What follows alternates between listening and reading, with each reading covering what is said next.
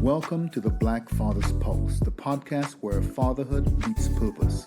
I'm Dr. Alvin Thomas, clinical psychologist and professor, here to guide you through the multifaceted journey of Black fatherhood. Please note, the views expressed here are my own and not those of my employer.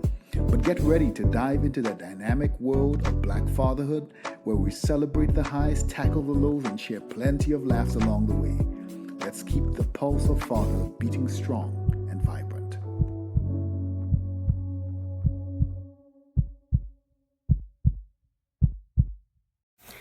When I was a little girl, I used to tell my friends my dad was a chief. Not like a police or military chief, but a chief on an Indian reservation. I would describe him with a traditional headdress, tall, strong, brave, and handsome. He was responsible for protecting the reservation and all the Native Americans who lived there. But the truth was, I barely knew my dad. He left when I was 3, and my mom didn't talk about him much except to say that he was part Native American and his family never liked her because she was dark-skinned. So I made up my own version of who my dad was. The truth didn't seem as exciting as the stories I invented. I told these stories to cover for him when he didn't show up at my track meets or music recitals or father-daughter dances. Now, my mom was there, but all my friends had dads or father figures around. So I said, well, my dad is important. He has to take care of the people on the reservation. When I got older, I grew curious about who my dad really was. And after a very long time, my older sister helped me to find a way to write my dad. So I started writing him letters. Hey, Dad, it's Danielle. I'm doing really well. Welcome back to the Black Father's Pulse, and today's conversation is going to hit different. We're talking with someone who understands both sides of the fatherhood equation, pain of growing up without a dad, and the work of helping fathers to be present. Dr. Danielle Hairston Green leads storytelling workshops and keynotes on the impact of a single story, and she is a host for the Moth Story Slam in Madison. Her stories are grounded in the lessons learned from her mother and her journey through fear, loss, and triumph. She is the Assistant Dean of the Institute of Human Development and Relationships with the University of Wisconsin Division and Extension. Storytelling is vulnerable and powerful, scary and brave. It is one of the greatest human connections and is a fundamental part of being a human being. She's a mother of 3 and grandmother of 4. Her story starts with absence, but it leads to advocacy. Dr. Hairston Green, welcome to the show. Hello. Thank you for having me, Dr. Thomas. So, Dr. Green, let's start with your story. Take us back to, and we just listened to, the audience that is, just listened to you telling the story of my father was the chief. So take us a little bit back beyond just what you just told us to what it was like growing up without your dad. Yeah, it was challenging because I think at first, my dad left when I was 3 years old. And so for a very long time, I didn't realize that that was a missing component in our home because it became normalized, like having just my mom there. And then when I visited my aunties, like it was just them, and my cousins there. So it became a little bit normalized that we didn't have like a dad in the home. And it wasn't until I started to get a little older and started getting involved in like after school activities and like sports and things like that, that I was realizing that some of my friends were showing up with both their parents, in the spaces. I was in a marching band and, I just had my mom and sometimes not my mom because she was a police officer. And so her schedule was crazy. And so oftentimes she wouldn't be able to, show up for those things. But when I looked on the sidelines, I saw my friends' moms and dads, together cheering them on. And that's when I started getting real curious about not having my dad in the house and having just my mom be the disciplinarian, the coach, the soother, like all of the things. And I also watched how it was so difficult for my mom raising 3 kids, 3 feral girls by herself as a police officer. And I started to become real curious about my dad. So I know in your story, you tell us a little bit about how you first decided, I need to find this guy. I need to meet him face to face and have a conversation with him. And all of the trials that went into you finally finding him. When you did finally met him, um, did meeting him change your perspective on fatherhood? Yeah, not I mean, that immediately. you were you were very young then, but Yeah, did it right. change how you thought about fathers? Yeah, yeah. I mean, I think in terms of, that adult perspective that kind of came later, but as a child, what it did was I was super excited because he looked like the dad that Mhm. I would describe. Like, I had a sense of what he looked like, but I didn't have a lot of pictures. Had some description, of him. And it was always like a fantasy, like to have like this big strong dad, that all of my girlfriends might swoon over because he was so handsome. Like I wanted all the things. And so when I met my dad, he was like all the things, like, oh, look, I see why my mom dated it. It was just wow, like this guy could have been in my life all of this time and he wasn't, and here I have an opportunity to connect with him. And so he was different. Like he wasn't as emotionally in tuned, with me. Initially he was a little standoffish. A bit, of course, later on finding out that he just didn't know. He didn't know how to navigate. He didn't want to mess things up. This was his first opportunity to support the raising, of children, and so he didn't understand any of that stuff, but I think all of the fantasy that I had in my head about what he looked like, kinda came true, for me, and then the realization of how much we look alike. I felt that Mm, connection, I only had my mom's side of the family, and interesting enough, when I'm with my mom, everyone thinks I'm like her perfect match, her perfect twin, mm. and then when I start hanging with my dad, folks was like, "Oh my god, like, you perfect match, like, perfect twin." And so I got to Right. see the both sides, of me, but super excited about exploring that relationship and, like, bragging to my friends that, I didn't have to make up that story anymore, like, he's a real human being. Thank you so much thanks for sharing that. So I know your dad passed some years ago, and I'm not sure if you ever had a chance to have that conversation with him, but if you did, you could tell us what that looked like. But if you didn't, what do you wish your father had known about the impact of his absence? Yeah. Yeah, we did definitely had the conversation. I think in this story I told, I said that it was kind of silent, like no one really said anything. No one talked Mm, about it. And it was, part of me was like, okay, if I bring it up, like, am I opening up old wounds, And of course my dad didn't want, bring it up because he didn't want to have to reveal some of the skeletons in the closet, the unspoken issues, the elephant in the room. And so no one said anything, and I finally was just super curious, because yeah, I'm a parent at this time. I'm raising my kids. I have a relationship with my kid's father. And I was just curious, like, why weren't you there? Like, what was going on? And he started to, reveal like all the reasons why he wasn't there. And the thing that I said to him was like, none of that would have mattered. None of that mm, for a 4-year-old, 5-year-old, 6-year-old would have mattered. Your presence is what mattered. Your consistency was what mm, mattered. And even if it wasn't consistent, even if it wasn't one of those things where it's once a week or every 2 weeks or once a right, month, the fact that we knew that you existed, we could reach out to you at any given time and right. call you on our rotary phones, and visit you every now and again, you know, and just realizing how close he was all of this time, like how close he was that I could have literally walked through the city of Philadelphia and found my dad at Wow. any given time. Like just really explaining to him the impact that his presence would have had on me and how he didn't have to come perfect. We were we weren't looking for a perfect dad. We was just looking for that father figure that we could lean into and help us get through some things that maybe my mom couldn't have. So, really having that conversation, it made him cry. He cried big Mm, time. That was one of the wonderful things I learned about him, that he was not afraid to show his sensitivity. Like, and so he would mm, just, 6'2", big guy, like police officer, ex-police officer, they cry. And it was fantastic Right. that he was tapping into those emotions and sharing that with me. But we did have that conversation. I was so glad that we were able to do that before he passed.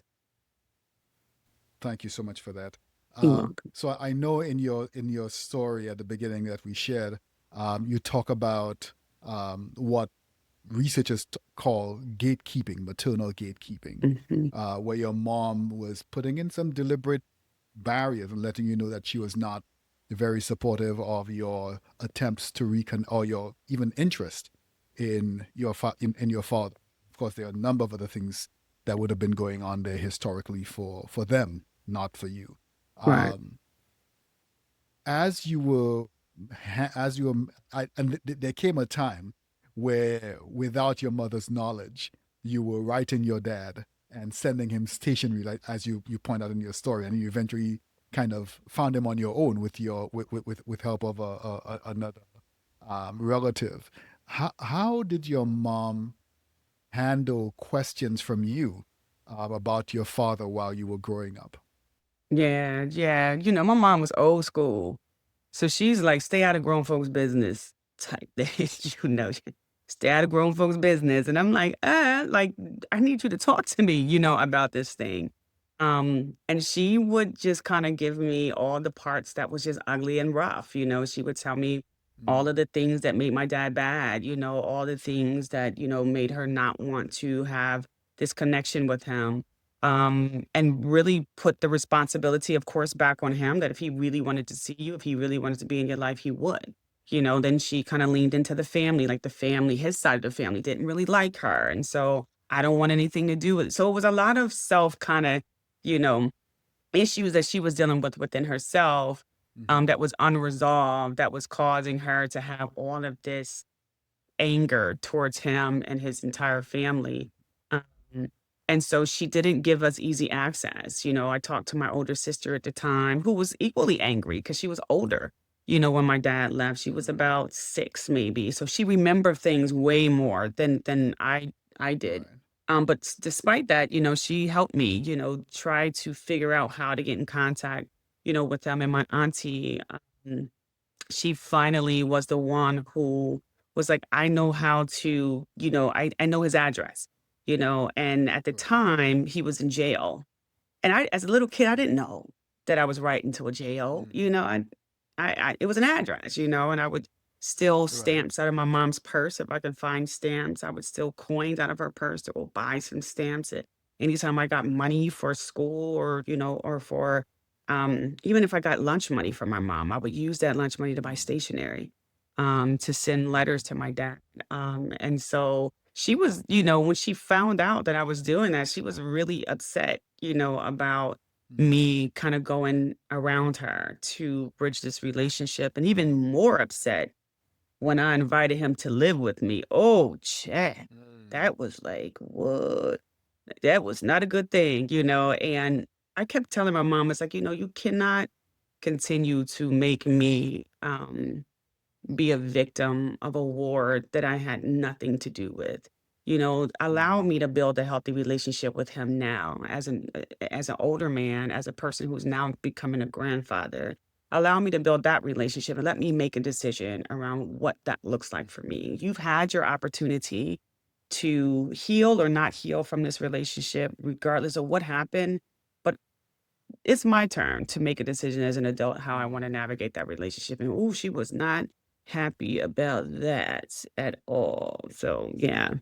So it sounded like she had not done her own healing journey, Yeah. and was going to potentially frustrate yours, Oh, knowingly or yeah. unknowingly. She was going to frustrate Oh, yours, yeah. She and was I you mean, had to kind of step up.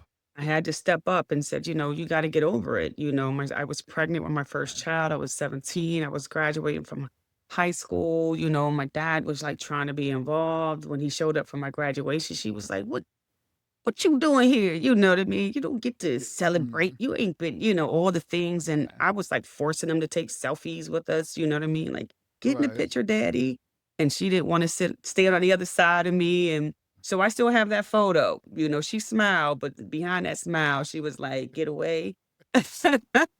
you know? And so, you know, Good. I knew that he was really having some challenges in Philadelphia because that's where I'm born and raised. And, I said, "Hey, come and stay with me." I was older then. I was, just had my second child, but pregnant, about to get pregnant again because, I was right in that cusp. I think my second child was maybe 2. But Mm. anyway, I invited him to live, with me. And I had to announce that with my mom, and she was just like, "What?" And when he finally came, oh, she gave him the business for, I mean, just every Wow. opportunity to argue with him, like 2 old people, like, constantly arguing about everything. But I can tell deep down that my mom loved him. Like, I can still tell that there was something there, but she was still kinda carrying a lot of anger. But he had an opportunity to Yeah. have a do-over, with the grandkids, and I was Okay. celebrating that. Thank you so much for sharing that. So, Yeah. thinking about that, your own journey of healing and kind of transitioning over now to your professional work, that professional development, how did those personal experiences with your father and with your mother, and that absence, and that challenge of trying to bridge between the two of them, how did that lead you to the work that you now do with families? Yeah. Well, my initial career started off with doing work with young people, right? Yeah, it was always kind of embedded in my current experiences. And so at the time, I was doing a lot of work in adolescent health therapy and childhood disorders, where, you know, I was a medical services manager for a youth advocates program and like really got to see on the ground, like what happens with these young people when they have absent families, when they have medical diagnoses, when they're just left out in the street. Young people who were teens who were pregnant, having early pregnancies. And so my early work was really focused on young people and helping them to thrive and helping them to win. Mhm. And helping them to kind of navigate this life, even with all of the trauma around them. And then as I got older, I became a wife, a mother, and then eventually became a woman that was raising her child in a home without a father in it, and navigating that space and remembering my mom and my dad's situation and really didn't want to repeat that. I didn't think my Mm. kid's dad was perfect by no stretch of the imagination.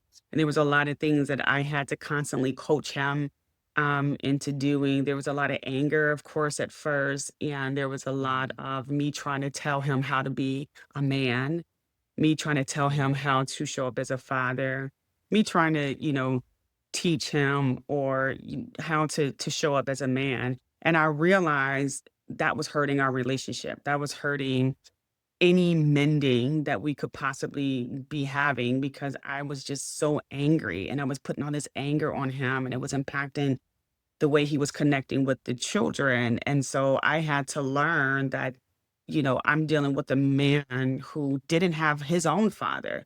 And so he Mm. didn't have anything to replicate. When we were together, I was leading a lot of this stuff. And I didn't realize how much I was leading Right. a lot of this stuff until we weren't together. But I expected him to keep up, with the thing, that I was leading when we were together. And once I just realized that he was actually giving me everything that he can possibly give me, Yeah. Yeah. and I Yeah. stepped away from that and just helped guide the relationship between the kids and him, it was better for us. And then I became a grandmother. And I Mm. became, and as a I'm sorry, a paternal grandmother, so someone who was on the side of the father, it was really, really, really, really hard to build a healthy relationship with my granddaughter because she Mm. was with the mom, all the time. And I was Mm. watching the dynamic of what was going on between my son and his child's mother and his child and their family and it just was so heartbreaking to see because everyone was hurting, and Mhm. so from there, I just So got really the your son and ex partner at the time weren't living yeah, together, they and were the living kid together was living initially, with and a. then they separated, yeah. Okay. Mhm. Okay. Yep. Yeah, so they were living together initially, and I was so excited about that because 'cause I'm like, "Well, nuclear family, yes, we're gonna make this work, we're Right. gonna be supportive." I'm going to make sure that I'm available. They were both in college, all the things. And then when they separated, it was just a disaster. There was a lot of Mm. anger and a lot of frustration coming from both of them, and immaturity, all the things that was happening. Um, my son was dealing with depression and anxiety. And sometimes when you're young and you're angry about just the dynamics of relationship, you're not even thinking about the mental health of the other person. You're only worried about Right. yourself. And that just causes, that relationship to continue to spread apart. And what happened was the child became the casualty. The child became, well, if you Yeah. want to see your That is right. child, if you want to see your grandkid, Yeah. then you're going to do it Yeah. do it the way I want. And I didn't like it. Right. I didn't like what was happening. I didn't like what was happening to my son's mental health as a result of that. And I just kept seeing it play out in so many other families. And so that really Right. inspired me to do work with fatherhood because I wanted to explore, what are fathers saying? What's happening? Am I the only one experiencing this? Is my son the only one experiencing Mm. this? And what can we do better to support dads to navigate these spaces, whether they're in the home or not? How can we support them better? Right. And so this was not Philadelphia, this was not Texas, this was not Wisconsin. This was another state. And so what we're seeing is that regardless of what the state is, where your location is in the world, those challenges for fathers, for families, for children exist. Um, Exactly. so your work as you think about your work with fathers and your work with extension and families, what's the one thing you wish every Black father understood about their impact? Man, I wish every father understood that the statistics don't allow the statistics to play in your head because the data, the people will say, um, false statistics and false data, that Black fathers aren't involved, that they don't Mm. really care about their kids. And we know that the data says something completely different. You would you would think that, allow, and the other thing is that, dads sometimes feel like, what is I can't contribute to this family. I don't have anything to give. So I'm just going to step back. And I want to say to dads, like, you have everything. You have way more than you can imagine already in you to give to your child. And don't allow anyone to think that you don't have, even if it's not financial, because some dads just don't have it, right? They just don't have it financially, and some dads just mismanage their money completely and don't wanna give Mm-hmm. it up. Mm-hmm. But your presence is still important to a child. Rather it is a daily presence or a weekly presence, the presence is so much more important than anything else, or accessibility. I think in my son's case, he lives in a different state, across the country, from his child, and so it's unrealistic to believe that he would be in her presence on a daily basis because he was trying to get his life together in another state. But he was accessible. He was able to call her whenever he could, and have a conversation with her. Um, and the mother got rid of the phone and basically was like, "Listen, if Mm. you want to talk to her, you're gonna have to come through me now." And so that made it Yeah. even harder because he had to go through her. Well, in order to get to the daughter, now I'm calling your phone. You need to listen to my tirade first before I pass. And so over time, men, they tap out. They're like, this is too much for me. And so I keep telling and reminding dads, like, don't tap out. Stay in it.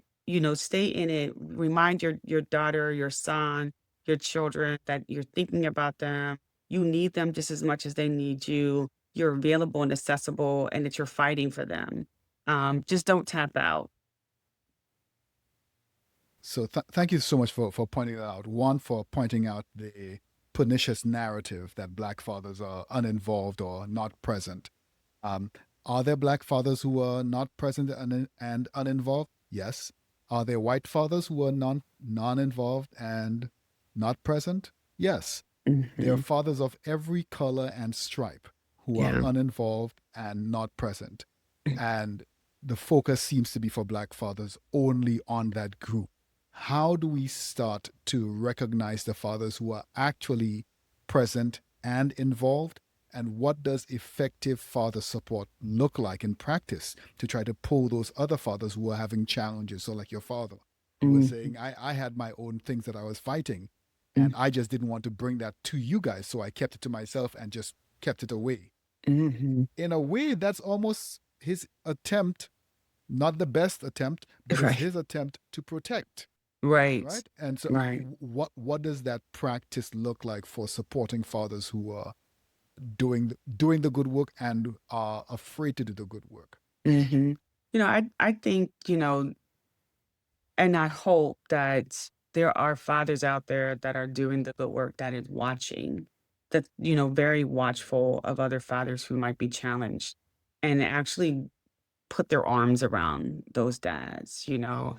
I think oftentimes, when we don't do that, when we are around other friends who are struggling and we have answers and solutions to this struggle, and it may not be solid answers and it may not be solid solutions. It may, require some work to be put in, but to not share that and not to embrace that, is a tragedy for dads who, or even women who are struggling, as the non-custodial parents. Like, how can we wrap our arms around these individuals and coach them and give them advice and hold them accountable? Because a lot of the accountability will be in the community that the fathers are in, right? Because the child has the access to the child is limited.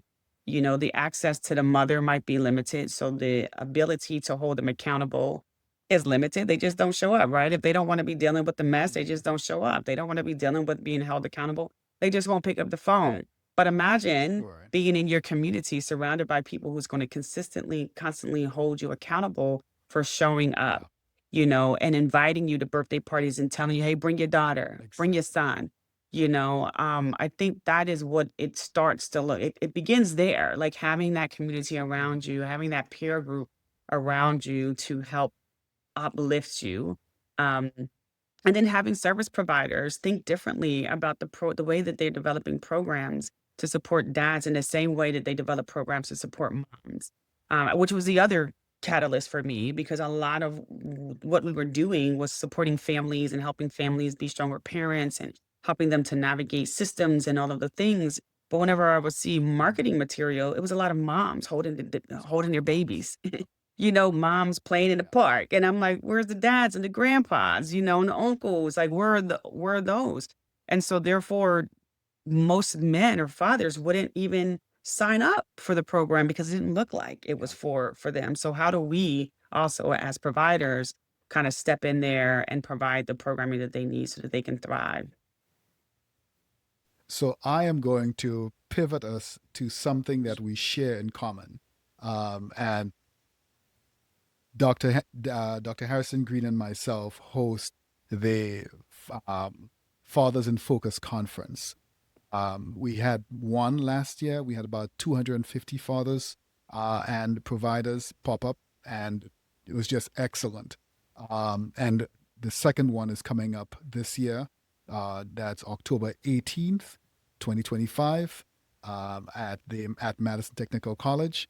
So hopefully, everybody who's hearing this, even if you're not in Madison, you could take a trip to Madison, hang out in Madison for a weekend, and hang with us. But tell me a little bit about Fathers in Focus, because a lot of what you're saying here sounds like what Fathers in Focus is about and what Fathers in Focus is attempting to do. Tell the audience a little bit about Fathers in Focus and why every state, every county should have a Fathers in Focus conference. Man, yeah, we were super excited about the Fathers in Focus conference last year. We brought in about 250 dads and practitioners and those people who are just interested in the work of fathers and supporting fathers. And it was, something that came about after we did this, statewide needs assessment, focus groups, having conversations with dads about what are they excited about as it relates to dads and, and being a father and what do they need more of and what are they challenged by? And, also talking to practitioners. And so from there, we kind of learned so much about what our dads are looking for across the state. which wasn't, in a vacuum. This is not something that was just a Wisconsin thing. This is something that was echoed across the US, that fathers were saying the same thing. And so we as practitioners just needed to think differently about how we were going to address that. And so, as an educator, as someone who provides services to families in the community and lead those efforts, for me, the natural response is let's figure out a way to bring them together. And so we did. And it was a full day conference last year. We had 6 tracks, we had 4 concurrent sessions, we had an opening keynote, a closing keynote, a panel discussion. It was It was fabulous. busy. Yeah, it was crazy, it was wonderful. Busy. Our superintendent for the Madison School District was on the panel, our chief of police at the time was on the Police panel. chief. Yep. Yeah, we had so I mean, it was fantastic, and so we thought, "Yes, let's do it again," this year, and so we're doing it again. We looked at the evaluation, and the dads was like, "Look, we want more time during the conference to connect with one another," so we responded to that. We wanted to start a little later because 'cause y'all had us up there real early. We listened Hmm. to that as well. They also wanted a panel discussion, of people dads that were like everyday dads that look like them and are having similar experience. We're listening to that. So we are back at it again. Registration opened up on Father's Day. That's our goal to make sure registration opens up on the day on Father's Day. And then this year we also created a Facebook group, a private group for dads to join and just kind of share their thoughts and reflections and coach one another. So we're looking at probably over 350 dads this year. I think last that I checked, there was about 50 registrants, and the registration has only been open for a week, closing on October Wow. the 1st, I think. And so, Wow. this is something that can be duplicated everywhere. It doesn't have to stay here in Wisconsin. And we were lucky enough to have participants last year that was coming from Georgia and Minnesota and I think New York, New Jersey, Delaware. Delaware. So folks were Yep. coming in and it was shocked Dr. Thomas and I because we were like, wait, hold on. We were thinking only folks, we were proud that folks from Fond du Lac was showing up, but you're talking about out of the state. So, From it's far out relevant. of the state. Right, right. So we really want folks to come and connect and learn and explore and empower one another in a safe space, for that. Our committee has grown from, I think we had 88 people last year on the full planning committee. This year we had about close to 40 because we knew that it was a heavy load and we didn't want to go through that again last year. And so Mm. we're super, super excited about the conference, and we're hoping that those who are listening are just as excited and register today. We have lots of people already indicating interest from outside of the state. And I don't think you want to miss this one. So I'm going to push us a little bit into some of your work. So you run an organization called Embracing Arms. Mhm. And I think also of the disparities in Wisconsin. So I'm linking those two things, your work with Embracing Arms, how you're supporting families to become stronger advocates for themselves and for members of the family, and thinking also of the disparity that exists in Wisconsin. In fact, Wisconsin has some of the worst racial disparities in the country. Thinking about those things and thinking also of the father absence. How does a father or a person who has experienced father one way or another, how does that person uh, find the support that they would need? Mm. What would you tell a child who's going through some of that, including some of what you went through around father absence or challenges with father? Yeah. I think for dads, I will say, or parents, whenever you are kind of faced with some of those challenges, there are services, out there, and we just need to have our eyes open. Talk to people that may be experiencing something similar. Go to the local public schools and the local public libraries. I know folks don't go into the libraries as much as they used to, but there are lots of resources that are sitting out on the table for families to learn about some of the resources that are available to you, to help be advocates for you, to connect with peer groups. There are many organizations, I would say, in Wisconsin alone that is designed specifically for fathers. And so on our page, go.wisc.edu/fathers, we have a list of resources, on that page for dads to connect. Um, and even for extension.wis.edu, like we have programming ranging from agriculture, helping people with small and large farms to helping, parents build businesses and sustain their businesses, all the way down to, parenting and co-parenting programming and nutrition programming and 4-H and positive youth development. So we have lots of programs out there, and I would, encourage the dads to ask questions, connect to parent liaisons in their public schools, show up to those parent teacher conferences, and ask questions because we tend once our kid, turn, get into the third, fourth grade, we stop coming to parent teachers conferences. We're like, oh, they good. Well, I'll just wait for the report card to come in. And so really trying to get parents to, be connected, especially our fathers. For a young person, I would say that it's not your fault. Your dad not being in your life is not your fault. And your mom's anger is not for you to dismantle and remantle. It's not for you to heal. It's not your responsibility to heal your mom. It's her responsibility to figure those things out. And I will also say, don't be afraid to ask questions. You might get a lot of pushback from your mom, but you got an auntie that knew your daddy. You got an uncle that knew your daddy. You have people around you that could answer some of the questions, even in moments where mom just don't want to ask the questions. But it's not your responsibility to help her through her healing, and it's not your fault that the relationship did not last. And for the most part, dads are. If you have an absent dad, it's more about them and what they believe they can contribute in the family and their own fears and their own skeletons. And so, it's possible to reconnect, give grace, because everyone deserves a little bit of grace. And just know that dads are really, really important. And they're probably thinking about you just as much as you're thinking about them. I love that you point that out. Part of what looks like part of father absence sometimes is insecurity, Hmm. feeling uh, not being able to fulfill that high task, high calling that is Hmm. fatherhood, not feeling up to the task that I know I'm going to fail at this. I might have Right. failed at everything else, and I don't want to fail this little kid. I Right. don't want to destroy this little kid's life because my life is not all that great. But Right. recognizing that your presence sometimes is all that matters. Your presence Yes. is just as important as whatever money you're able to give or whatever else you're able to provide.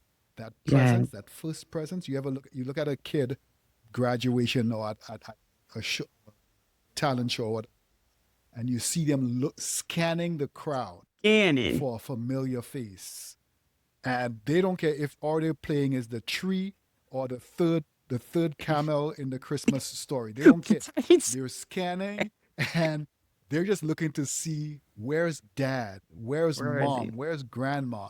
I want to see somebody who I know. And when they look, their eyes catch dad, and dad is standing there saying, "That tree in the corner there, that's mine. That's That's right. mine." That That's my kid, tree. that kid is just so full. Like Right. it's such it's so validated. Your presence is validated. Your very existence is validated. And so fathers, show up and validate your child's existence with your presence. So I'm going to ask you a few rapid fire questions. Five of them. I won't ask you to explain your response. Just what is your response to that? Just complete the Oh, sentence or give your quick response to it. No need to explain it. okay. Ready? Mhm. Get ready. Center yourself.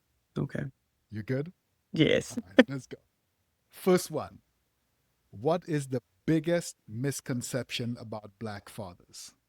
That they're not involved in their child's life.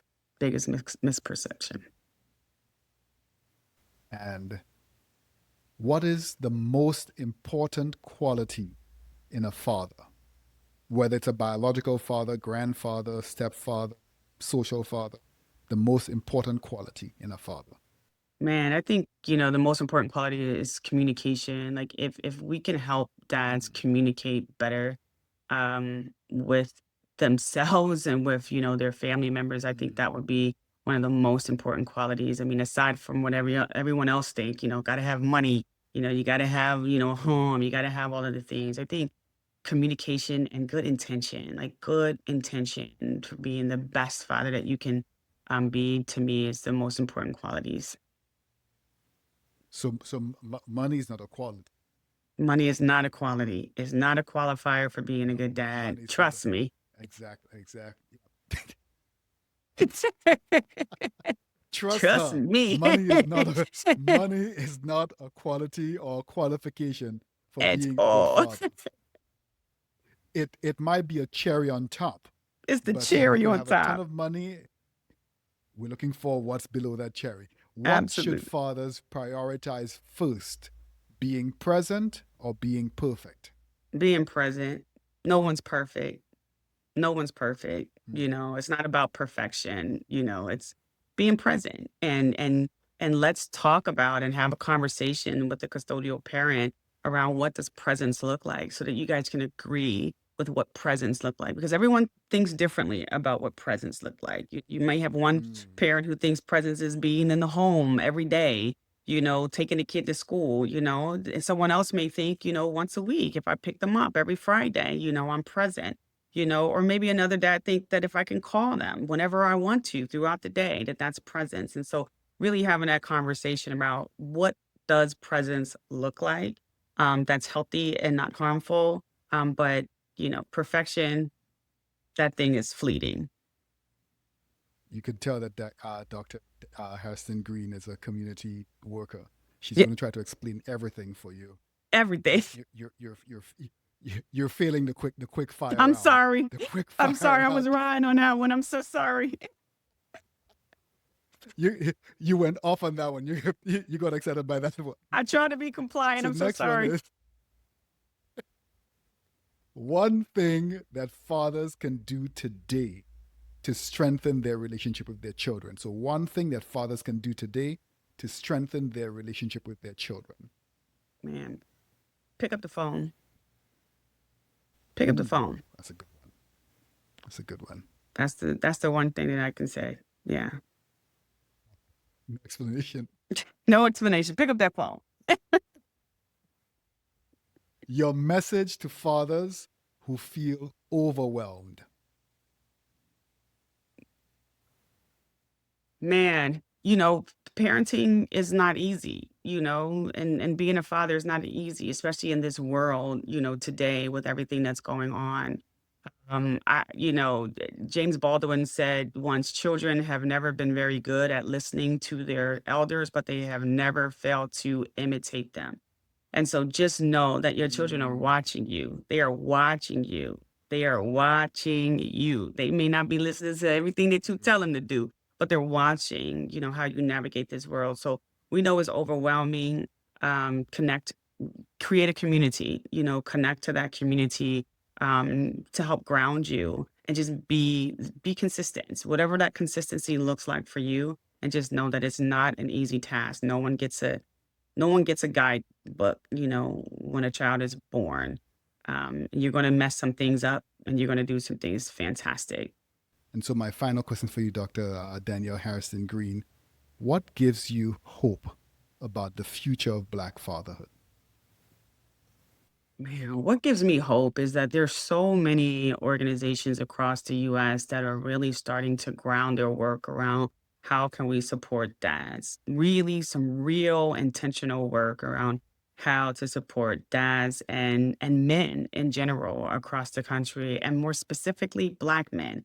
So that gives me hope that people are taking this seriously. Moms are taking it seriously because usually this used to be just a dad thing, right? Dads out there and doing the work advocating for dads, and I need moms, to kind of step out of their way a little bit, and be a part of the change that we are seeking to make, and help us to provide the services and the support for the dads that they've imagined themselves having. for the Mm. future of our children. And so I'm real hopeful for what we're doing and the programming that's coming out and the research that's coming out now. Um, yeah, that gets me super excited. Excellent. Thank you. Thank you very much, Dr. Danielle Hairston Green. Please take look up Embracing Arms. They're doing some excellent work. And also take a look at the Fathers in Focus conference. There's lots of content on the UW Madison extension page, both online, Mhm. on their social media platforms, but also if you just look up the UW Madison extension page, you will see all of the information on Fathers in Focus conference from last year. You will see some of the keynotes, you'll see some of the sessions that were had, and you'll also have an opportunity to register for this Yes, year's yeah. conference. And I do want Please to go take a offer. look at that. Yeah, go ahead. Yeah, I'm Mhm. sorry. I didn't want to interrupt you because I get excited about that. Please register. And I do want to say, bring someone with you, especially if you know a Mm, dad that needs to be there. Bring them with you. There's something powerful when you come with someone, and it's yeah. something more motivating. And for one last kind of reflection I want to share is that when you're in your child's life every day, um, or working to reconnect with your child, know that there is always power in showing up. There is always room for grace. And when fathers lead, with love, our children gain more from their protection, and just not just protection, they gain permission to actually believe in themselves and in the people who fight to love them well. So I just want to offer that last bit of encouragement for to our dads, because you are important. We love you and we need you. We need you well. Thank you very much for sharing that. That was Dr. Danielle Harrison Green sharing with us on her own experiences, but also how her experiences have led to her advocacy for father support and father engagement and family strengthening. Sometimes the pain of absence can become the power to advocate for presence. And your story matters, your presence matters, your healing matters. This has been the Black Fathers Pulse podcast. We look forward to having you again next week. Take a look at YouTube to see what we're sharing with you. Take a look at Instagram. We're all over the place. LinkedIn.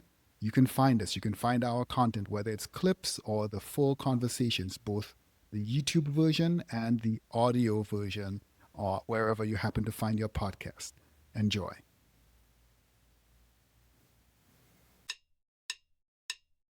You've been listening to the Black Fathers Pulse. I'm your host, Dr. Alvin Thomas. I'm a clinical psychologist, researcher, and director of the TriLab at the University of Wisconsin-Madison. Views shared on this podcast are mine or that of my guest and are not associated with the university. Original music for our series was composed and performed by Micaiah De Silva, artwork by Isabella Acra. The podcast is produced by me and is supported by the kind contributions of you, the public, and advertisers. Follow me on Twitter at Dr_AT758, that's Dr_AT758, or the Black Fathers Pulse podcast on Instagram and YouTube. Subscribe to the Black Fathers Pulse podcast wherever you do your podcast listening, and don't forget to share and leave us a positive review.